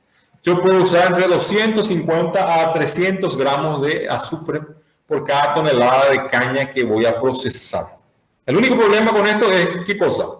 El dióxido de azufre justamente es tóxico, ¿verdad? Y es una bomba de tiempo dentro de una planta industrial, especialmente cuando la planta industrial no está equipada adecuadamente para hacer ese proceso de sulfitado. ¿Está bien? Bien, aquí apenas muestra un esquema de eso. Yo hago la tostación del azufre elemental en presencia de oxígeno. De ahí se forma el dióxido que se combina o se mezcla con el jugo de caña que va cayendo por la columna, ¿sí? Entonces el objetivo es justamente generar estos radicales de CO3, ¿verdad? Y de preferencia H de CO3, que es el bisulfito, que van a reaccionar con principalmente proteínas, aminoácidos, algunas ceras y gomas también. ¿Qué es lo que hace justamente eso? Si yo separo las proteínas y aminoácidos, además de ayudar a clarificar el caldo, va a evitar que cuando yo llegue a un proceso de evaporación, se den reacciones justamente, reacciones de Maillard, ¿verdad? De Maillard, ¿cierto? Estas reacciones que son justamente lo que le dan color al azúcar cuando yo no separo estas proteínas y aminoácidos. ¿Está bien? Se llega al proceso de evaporación, se oxidan estas proteínas y aminoácidos y entonces le dan un color oscuro a mi producto. ¿Está bien? Cuando tengo una temperatura dentro de un proceso. Bueno, entonces esas sustancias, ¿verdad? Que después del proceso de calefacción me van a dar un color al material. Y para evitar eso justamente, yo lo que hago es reducir esa tendencia a coloración adicionando estos disulfitos o este azufre en mi proceso. Aquí vemos un esquema, ¿verdad? Está el azufre, ¿verdad? Que pasa por nuestro horno, en ese horno donde se da la combustión con el oxígeno, una entrada de oxígeno dentro de él, pasa por una especie de eliminador de partículas y finalmente ingresa por la parte inferior de una columna perforada. La misma columna que se puede usar en una destilación de platos, pero en este caso de platos perforados. Entonces el jugo o el caldo que viene del trapiche ingresa justamente a esta columna por la parte superior y a medida que va bajando, va entrando en contacto con el SO2 que va subiendo a través de esa columna, disolviéndose, formando el ácido sulfuroso, el bisulfito, ¿sí? Que finalmente van a dar en la parte inferior el líquido con los flóculos. Finalmente adiciono o hago tratamiento con óxido de calcio, ¿verdad? O la cal, para formar mayor cantidad de flóculos, todavía neutralizar los ácidos que se formaron por la presencia del dióxido de azufre, ¿sí? Y posteriormente estos jugos yo ya paso a unos precalentadores y después a un decantador, ¿verdad? Entonces eso vendría a ser el proceso que puede ser utilizado. Bien. ¿Cuál es la ventaja de la sulfitación? La ventaja de la sulfitación básicamente es que yo puedo decantar mucho más rápidamente mi material, o sea, mis impurezas, ¿sí? Por otro lado, las masas cocidas que voy a llevar a mi proceso de cristalización son menos viscosas, son fácilmente trabajables porque tienen menos impurezas. Lógicamente reduce bastante el color del azúcar, ¿verdad? Ahorro tiempo en la clarificación y el cocinado allá después de la evaporación, ¿sí? Hay una ligera ganancia en la centrífuga. ¿Por qué? Porque la centrífuga me tiene que dar ya azúcar prácticamente blanco, ¿verdad? Entonces, si yo tengo una centrífuga en donde tengo todavía un cierto color, yo tengo que adicionar agua para lavar por aspersión, lógicamente lavar un poco de ese azúcar. ¿Está bien? Y después pasar al proceso de secado. Entonces, si es mucho más impuro, necesito mucho más agua para eliminar las impurezas en las centrífugas también después de la cristalización. Y por sobre todo, me ayuda también esa clarificación a eliminar fosfatos y ceras que acompañan el cadmio. Una ventaja o una de las desventajas de la sulfitación, ustedes saben que es un producto tóxico, ¿sí? Puede dar lugar a la formación de sales, que esas sales pueden incrustarse en los evaporadores, ¿sí? Aumenta lógicamente el contenido de sal porque los ácidos van a formar sales con sodio, con potasio que están presentes en el caldo. Puede promoverse también la mayor corrosión de los equipos por la presencia de ácido sulfúrico principalmente. Gastos en horno, de azufre, torre de sulfitación, mantenimiento. Da contaminación y riesgo justamente para los operarios, ¿sí? Y difícil controlar esa sulfitación. ¿Por qué es difícil controlar esa sulfitación? Porque estos hornos son difíciles de controlar el flujo de aire y también contrastar con la cantidad de impurezas que está viniendo, porque el caldo puede variar en contenido de impurezas. ¿Está bien? Entonces este proceso es muy difícil de controlar justamente. ¿Alguna pregunta hasta aquí, señores? Profe, Sí. ¿no hay otro proceso que sirva para clarificar que no sea la sulfitación, justamente por esa toxicidad que tiene el dióxido de azufre? Bueno, vamos a ver ahora justamente que existen algunos productos químicos a base de bisulfito directamente. Entonces vos no partís de azufre para hacer tu proceso. Directamente usas bisulfito, que ya es una sustancia disociada en solución que no es tóxica y que normalmente se usa para la industria de alimentos. ¿Está bien? Entonces, yo puedo, sí. Profe, ¿y se podría utilizar solamente óxido de calcio o sí se tiene que hacer gas? Yo puedo hacer eso también. Yo puedo hacer solamente el encalado sin hacer el sulfitado. Solamente que el encalado va a formar flor, va a neutralizar eso, va a promover la floculación, pero no es tan efectiva para remover. El proceso de calado no es tan efectivo para remover todas las impurezas. ¿Por qué? Porque justamente está el toque en que el bisulfito se tiene que combinar, ¿verdad?, con los grupos carboxilos ¿verdad? Para que se promueva la mayor separación de los coloides principalmente, ¿está bien? O sea, yo puedo promover, sí, con el encalado, pero no me garantiza. En el azúcar orgánico se permite el encalado. O sea, yo no uso sulfitación, pero uso el encalado. El encalado sí puedo usar. El asunto es que, como ustedes ven, el azúcar orgánico puede salirme un poco más oscuro también. ¿Está bien? Vamos a ver más adelante también cuáles son los otros procesos o etapas de purificación que pueden ser aplicados para mejorar esa producción de azúcar orgánica también. Aquí está lo que justamente preguntaron. O sea, con azufre, yo paso por esas etapas, ¿verdad? Temperatura 300 a 400 grados en el horno, ¿verdad? Para formar el dióxido de azufre. Después ese dióxido de azufre entra en contacto con oxígeno, va formando anhídrido sulfúrico, perdón. Anhídrido sulfúrico que con agua forma ácido sulfúrico, después eso se disuelve, va a formar también ácido sulfuroso, se disocia en bisulfito y así sucesivamente se da el proceso para remover eso. Se van a formar sales justamente sulfato de calcio cuando yo hago el proceso de encalado principalmente. Cuando yo uso este producto, yo no estoy haciendo propaganda de esta empresa, Green Sulf, ¿verdad? Que se llama así. Ella justamente produce bisulfito que va a disociarse en agua, ¿verdad? Y va a formar con ese bisulfito los complejos de azufre con la materia orgánica para justamente separar esos grupos carbonilos o carboxilos del jugo o del mosto, ¿está bien? Después, con neutralización, con óxido de calcio, voy a formar sales que voy a también se precipitar. Yo puedo no usar esto también, ¿sí? Como les dije, y puedo partir directamente para el uso de óxido de calcio. Lógicamente que voy a necesitar mucho más procesos de encalado y decantación para poder flocular y separar esas impurezas. Pero siempre queda un color en el material, ¿está bien? Aquí vemos una columna de sulfitado, ¿sí? Esto ya es la zona de encalado, en realidad se descarga de la torre de sulfitado y ahí se le adiciona el óxido de calcio para justamente neutralizar, ¿verdad? Y comenzar a promover los flóculos. Ahí ven ustedes la persona preparando la cal, ¿verdad? Que va a ser adicionada en esos tanques para ir haciendo el proceso de neutralización y floculación del cal. ¿Está bien?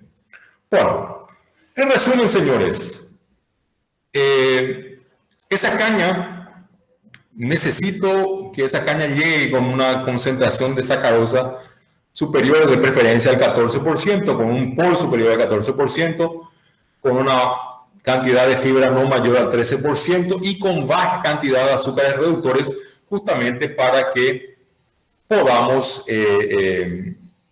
tener la mayor cantidad de sacarosa en solución en el proceso de molienda. La materia prima es recepcionada, se hacen los análisis, de ahí pasa a pesaje, alimenta la mesa alimentadora donde se da el lavado de la caña. Después de la mesa alimentadora se transporta por medio de transportadores de banda, ¿verdad? Y trasquetas también, hacia la zona donde se da el picado, cortado, ¿verdad? Y desfibrado de esa fibra, de esa caña. Recuerden que en esa zona yo no aplasto, ¿verdad? La caña, entonces consecuentemente no estoy obteniendo azúcar, caldo. De allí paso a la zona de molienda, como ustedes vieron, tengo un tren de molienda. El tren de molienda está compuesto de por lo menos 4 ternos de molienda o castillos de molienda. Generalmente hay un castillo adicional antes del proceso de molienda, que lo que hace es acomodar, ¿verdad? La fibra y aplastar un poco más esa fibra también. Después, recuerden que tenemos la imbibición, que puede ser imbibición simple o compuesta.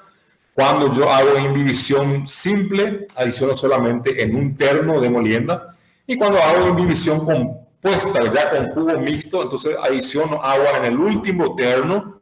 Y después los jugos de otros ternos van pasando así sucesivamente a otros para facilitar la extracción del azúcar, o de la sacarosa en este caso, no del azúcar, de la sacarosa.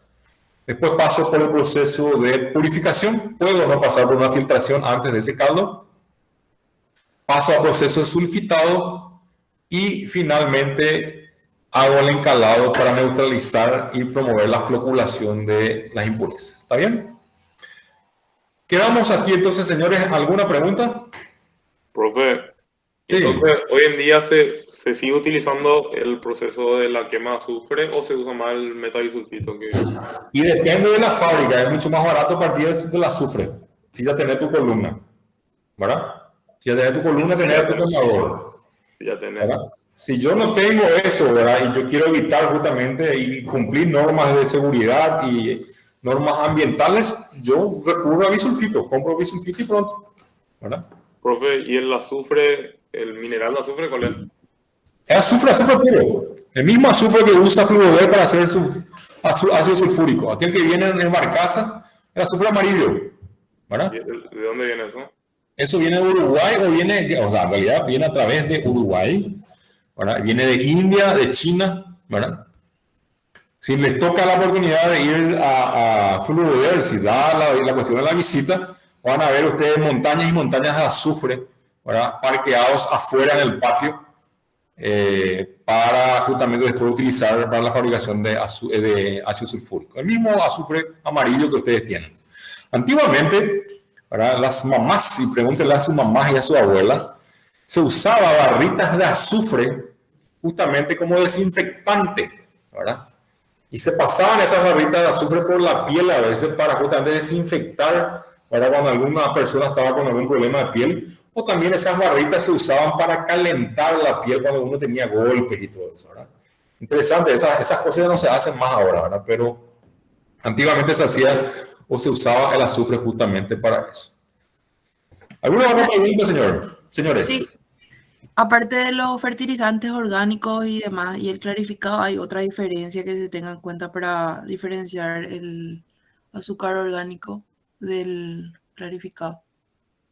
Yo tengo entendido que es solamente eso, o sea, evitar el uso de sustancias químicas dentro del proceso, ¿verdad? Del proceso y del cultivo. Como les dije, antiguamente se usaban blanqueadores, ¿verdad? Blanqueadores químicos antes del proceso de secado, que ahí garantizaba que el azúcar te salga extremadamente blanco. Ahora que vos decías, caramba, entonces, después de la molienda, perdón, después de la cristalización, voy el azúcar cristal oscuro, ¿verdad? Y le ponían el peróxido ese y resolvían el problema. No sé si existen otras limitaciones en relación al azúcar orgánico. Eso podría ser una pregunta interesante para examen, señorita. ¿Cómo es tu nombre? Andrea Auto. Andrea, ¿está bien? Puede ser una pregunta interesante sobre temas. Profe, ¿qué tan Sí. promovedor sos del tema de todos los alimentos orgánicos? ¿Cómo? ¿Qué tan promovedor o a favor estás de todo el tema de azúcar orgánico y la diferenciación que hay? Y no sé, no ¿Vale la sé pena? si es cierto. O sea, yo creo que yo puedo hacer azúcar que no es orgánico, ¿verdad? Siempre y cuando yo cuide justamente las condiciones de ese mi proceso, ¿verdad? Y yo garantice que en los procesos de clarificación, ¿verdad? Y evaporación yo pueda eliminar cualquier restigio, o sea, resto de ese azufre, ¿verdad? Claro, porque al fin y al cabo... Yo particularmente, yo creo que eso ayuda mucho a la industria. Y tanto es que la industria alcoholera hace también, no sulfitado, pero hace encalado, por ejemplo, ¿verdad? En algunos incluso hacen sulfitado. ¿Por qué hace el encalado la industria alcoholera si no hace azúcar? ¿Por qué? ¿Por qué creen ustedes que puede hacer encalado la industria de etanol?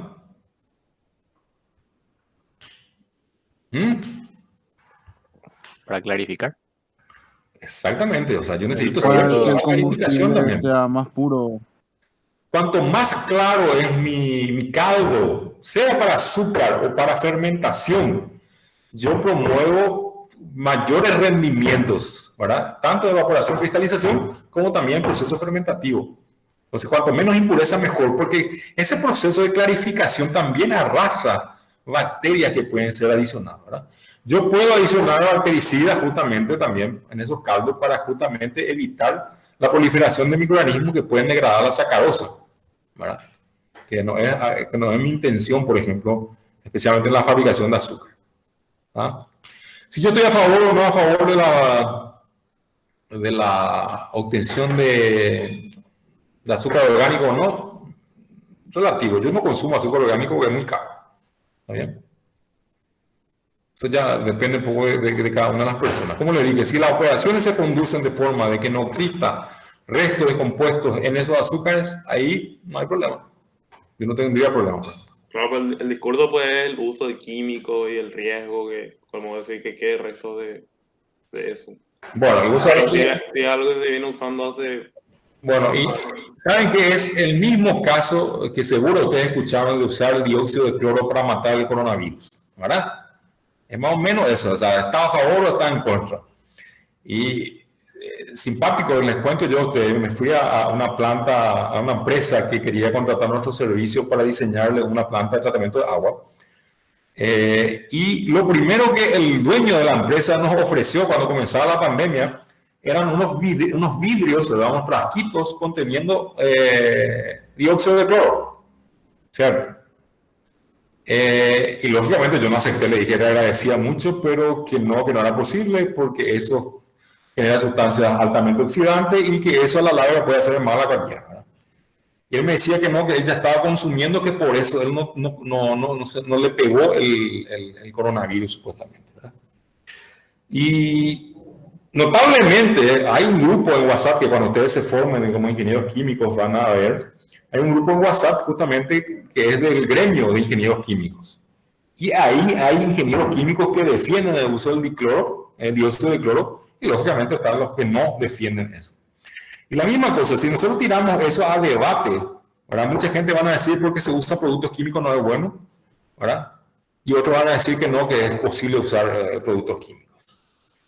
Ustedes tienen que defender su posición, puede ser posición contraria o no, ¿verdad? Pero tienen que defender su posición con fundamentos, ¿verdad? Y en el caso de este señor, ¿verdad? Que me ofreció el vidrio a mí de dióxido de cloro, yo le dije que cuando llegara a mi casa, que le iba a mandar los documentos que demuestran, ¿verdad? Que existen justamente daños en tejido, ¿verdad? Por el uso de dióxido de cloro, en concentraciones bajas y en concentraciones elevadas, ¿verdad?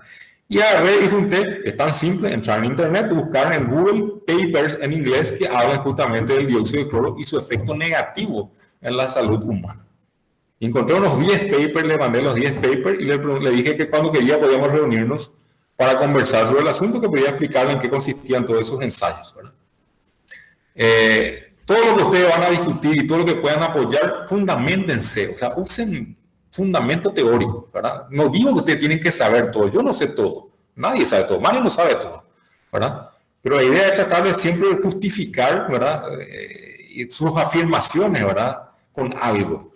Y eso es válido para todo, para quien va a hacer proyecto industrial, por ejemplo, y para quien va a hacer tesis también, ¿está bien? Y para la vida en general, ¿está bien? No sé, yo uso azúcar que no es orgánico. ¿Y ustedes? Yo también, justamente por el precio, pero ya hay toda una industria aparte para el azúcar orgánico. Sí. Profe, Sí. una última pregunta. En el encalado, yo tengo entendido que se usa también así para regular el pH Claro. o para Porque controlar. el caldo tiene cierto grado de acidez, ¿verdad? Y si eso no se hace con el orgánico, ¿cómo se suple esa? No, el encalado se hace en el orgánico. A ver. El sulfitado nomás El lo que se hace. sulfitado es que no se hace con el sulfitado y el uso de peróxido, un peróxido que no sea, que sea tóxico, por ejemplo, ¿verdad? Un peróxido que blanquea. Pero el encalado yo tengo que hacer el encalado porque con eso, si yo no hago el encalado, señores, ¿verdad? ¿Qué va a pasar? Voy a tener extrema cantidad de impurezas, no voy a conseguir clarificar ese material y voy a llevar eso hacia adelante en el proceso de cristalización. Y ustedes saben, por química inorgánica, que ustedes habrán hecho pruebas en el laboratorio, cualquier polvo puede afectar la forma de cristalización del material. Entonces yo no voy a tener cristal, sino que voy a tener estructuras amorfas, ¿verdad? Y yo puedo tener azúcar amorfo, ¿verdad? Pero a veces, ¿qué es lo que la mente de la gente quiere? Azúcar cristal, ¿verdad? Vamos a ver más adelante cómo se hace el azúcar cristal, cómo se obtiene azúcar amorfo, cómo se obtiene azúcar, azúcar invertido, azúcar líquido y todo eso también, ¿está bien? Pero si yo no hago ese encalado, ¿verdad? Yo corro riesgo de que no se dé el proceso de cristalización como yo quiero. Si ustedes se van hoy en día al campo y pasan por una pequeña extractora de miel, miel de caña, ¿verdad? Que preparan miel de caña, hacen extracción del caldo, ese caldo comienzan a hervir, ¿verdad?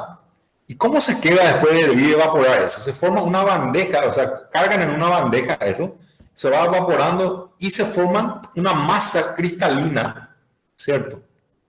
¿Verdad? De sacarosa en esa cosa negra, ¿verdad? Oscura, que no fue purificada. ¿Está bien? Entonces, los cristales no van a ser cristales homogéneos en tamaño. Van a ser no homogéneos y la mayoría va a ser amorfo. O sea, no voy a tener un conglomerado de sólido de sacarosa que no cristalizaron como yo quería. ¿Está bien? Eso van a encontrar. Si ustedes se van al campo y Itaque es un gran productor de miel, van a encontrar seguramente eso en la calle, ¿verdad? ¿Está bien? ¿Alguna otra pregunta, señores? Profe, yo tengo una última pregunta. Todo el mundo me dice que es última pregunta. ¿Las industrias azucareras le dan algún otro uso a los sólidos agotados o directamente desechan eso? Buena pregunta, buena pregunta. Es lo que nosotros nos fuimos a buscar en las fábricas. Aproximadamente el 90% del bagazo de caña que se produce en cada zafra es utilizado para generar calor, ¿verdad? Hay un 10% aproximadamente de bagazo de caña de azúcar que queda en el campo, en el patio de la industria, y no es utilizado. Se degrada. Ese 10%, si uno calcula, ¿verdad?, cuánto de bagazo se genera por día. Imagínate, por cada tonelada de caña de azúcar que yo proceso, tengo aproximadamente 280 kilogramos de bagazo húmedo. Tengo 140 kilogramos de bagazo seco, ¿verdad? ¿Cierto? Por cada tonelada. Si yo proceso 2.400 toneladas de caña, eso multiplico y me va a dar cuánto de bagazo de caña de azúcar. Miles y miles de toneladas. Si yo solamente uso el 90%, me quedan miles de toneladas otra vez de bagazo de caña que no uso anualmente. Y hay algunas industrias, presten atención a esto, que ya están utilizando en Paraguay maíz para producir etanol. ¿Cuándo hacen eso? Ellos hacen eso cuando no tengo caña de azúcar. Entre zafra le llaman, ¿verdad? Entonces, cuando yo no tengo caña de azúcar, la fábrica no puede pagar, entonces lo que yo hago es usar maíz para justamente hidrolizar el almidón y producir etanol. Y en ese periodo yo uso el bagazo de caña de azúcar remanente para quemar y dar calor en el proceso de producción de azúcar de etanol a partir de maíz. ¿Está bien? Pero muchas industrias pequeñas no hacen nada con su bagazo de caña de azúcar.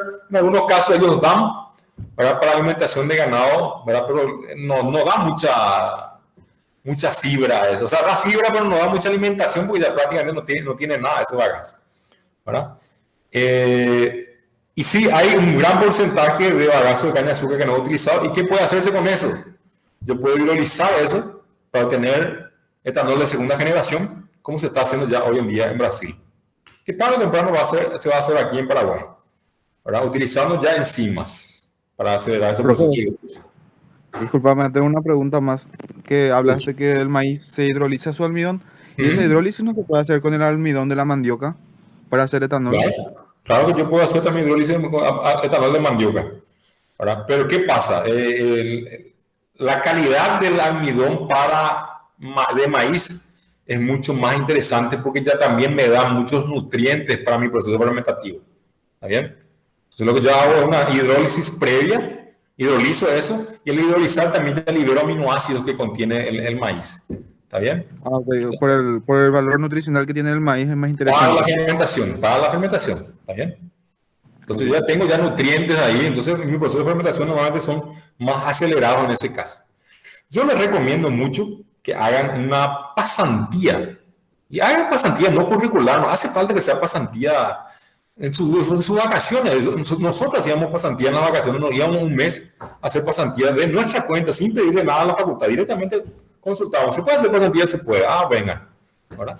Y hagan una pasantía de un mes en sus vacaciones y aprendan otras cosas, porque si no, si van a esperar solamente que llegue la pasantía obligatoria, van a tener conocimiento solamente de una industria, ¿verdad? Una empresa. Y es bueno siempre colectar información de otras industrias, especialmente a la hora de que ustedes puedan pasar por un proceso selectivo, donde se le va a seleccionar y ahí se va a quedar el que tiene experiencia, que tiene facilidad de comunicación, facilidad para resolver problemas en equipo, ¿verdad? Y por sobre todo que tenga algún idioma, ¿cierto? Hoy en día aquí en Paraguay no es tan exigente todavía, pero si ustedes se van, un estudiante de ingeniería química en Brasil, si quiere entrar en una gran empresa, ¿qué tiene que hacer? Él tranca su matrícula por un año o por un mes, perdón, por un semestre o por un año, se va al exterior a tomar experiencia en lengua, idioma, sea alemán o inglés, ¿verdad? Aprovecha para trabajar en un laboratorio o una empresa, ¿verdad? O bien como ayudante en una empresa, y viene con su currículum, con idioma y con su currículum, y además de eso, el estudiante de ingeniería química en Brasil participa de proyectos de extensión universitaria, en donde, por ejemplo, crean una asociación que se encarga de ayudar a los que van a ingresar, una especie de cursillo gratuito para la gente que es pobre, ¿verdad? Entonces, esa suma de cosas filantrópicas, más experiencia en el exterior, más idioma, hacen que las empresas grandes rápidamente le contraten a esta gente y ya le metan a gerenciamiento, ¿verdad? Pero aquí ahora todavía no hay mucha competencia porque no hay muchos ingenieros químicos. Pero va a llegar una época en que va a haber necesidad de competir. En realidad hay pocas plantas, ¿no? Hay pocos ingenieros químicos, hay pocas industrias. Pero cuando aumente el número de industrias, ¿cierto? La competencia va a ser también más feroz porque va a haber más estudiantes más formados. Entonces aprovechen su tiempo, ¿verdad? Hagan una pasantía de un semestre y les recomiendo mucho la fábrica de azúcar Alcotex que está en Campo 9 en Caguazú. O cualquiera de estas fábricas están por acá cerca también. ¿Está bien? Bueno, señores, quedamos por aquí.